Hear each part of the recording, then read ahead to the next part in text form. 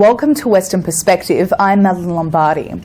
With ANZAC Day approaching this Tuesday, the 25th of April, WAMN News was fortunate enough to speak with the CEO of RSL WA, Vince Connolly, about the meaning of this day of commemoration.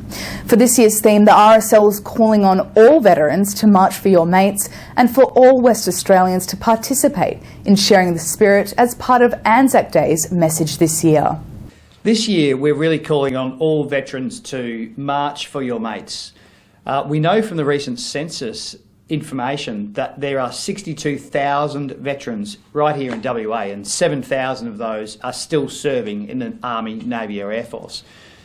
We've got about 9,000 members inside RSL, so we know that there are a lot of veterans who are not as engaged as they may otherwise be within the veteran community, and so it's an invitation to people to get involved. And what we find for veterans is maintaining some form of connection is really healthy, because you're connected to what was a very important part of your service and indeed your life.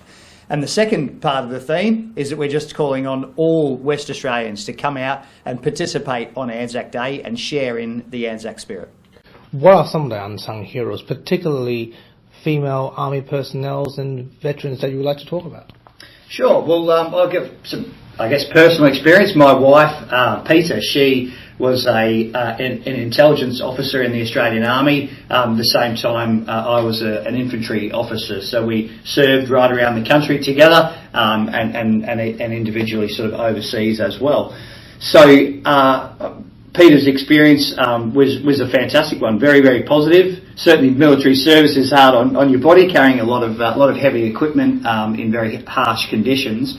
But that sort of spirit of being part of a bigger team, Peter's experience has always been very positive, and I think that's something I've also seen and experienced as inside the military is a great deal of respect across men and women.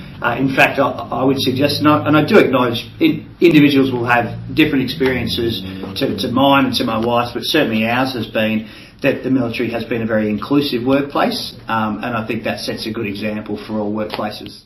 Is it true that female veterans have always been underappreciated? I wouldn't say that. That hasn't been, as I said, the experience that my wife has had, or others who've directly spoken to me. I'm sure there'll be other experiences, but certainly the military has always greatly valued input from women, and indeed they continue to play an extremely important role. A lot of the corps, in fact, all corps now have been opened up for women to be able to serve in them. Which is appropriate, especially given that both Army, Navy and Air Force all have a great requirement to ramp up in terms of staffing levels to meet the geostrategic challenges that Australia faces.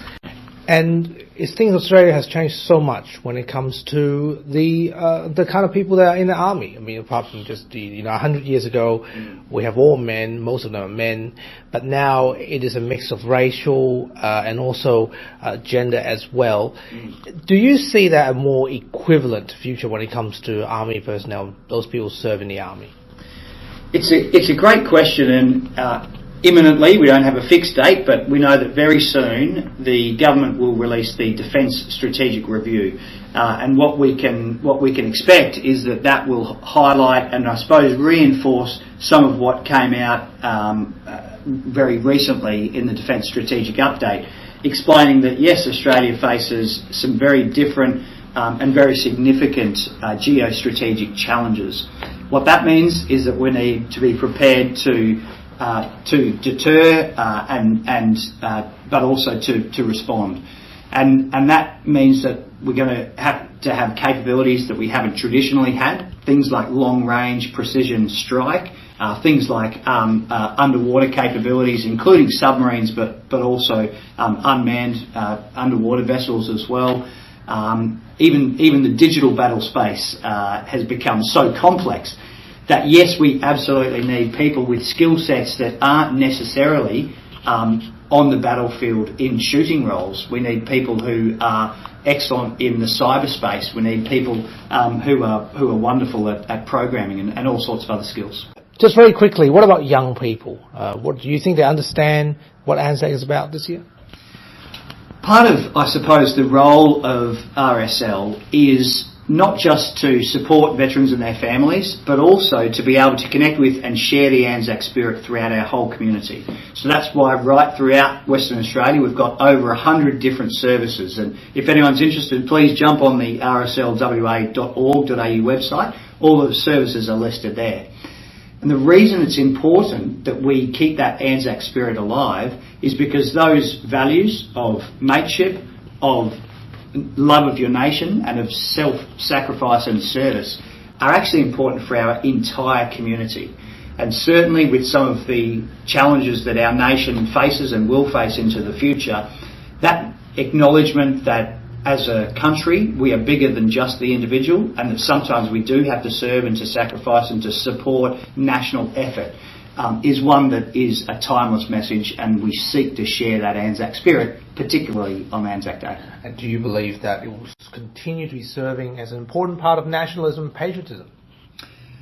Look, I do believe that the ANZAC spirit and those ideals of mateship, service and national pride are relevant absolutely for the whole community. And it's wonderful that, as you say earlier, young people get extremely involved on ANZAC Day. We've had our children raising the flag on ANZAC Day ceremonies and participating in gunfire breakfasts and events throughout the day. And of course the marches that occur, because it really does help remind us on the one hand that we have always and will always need men and women who are prepared to defend the nation, but that also our own contribution to our communities locally and our society is one which considers what we do for other people as well. That was RSL WA CEO Vince Connolly. You can read our weekly premium news stories on the WAMN Extra News Club, supporting independent local news and keeping democracy strong. And now here's Leo Puglisi with what's coming up on 6 News tonight. Thanks, guys. On 6 News, multi-billion-dollar defence programs could be wound back or scrapped entirely, with the most significant military review in years to be released tomorrow. Tributes flowing across the world for Australian entertainment icon Barry Humphries, who's died at the age of 89. And the number of MPs in the federal parliament could rise, with Labor open to increasing the amount of politicians. Watch live on our YouTube channel and our website, 6newsau.com. Thanks a lot to the team at 6 News. And that's all from Western Perspective this week. We'll be back next Sunday. Until then, Ivan and Melly, it's back to you two. Thanks, Maddie. And that's our weekly news and current affairs. We have the latest news on our website, wamnnews.com.au. Don't forget to subscribe to the WAMN Extra News Club so we can continue our work in the community. Full details on wamnnews.com.au/news/extra. From Melly and myself, we wish you good health, good night. See you next Sunday. Thanks for watching.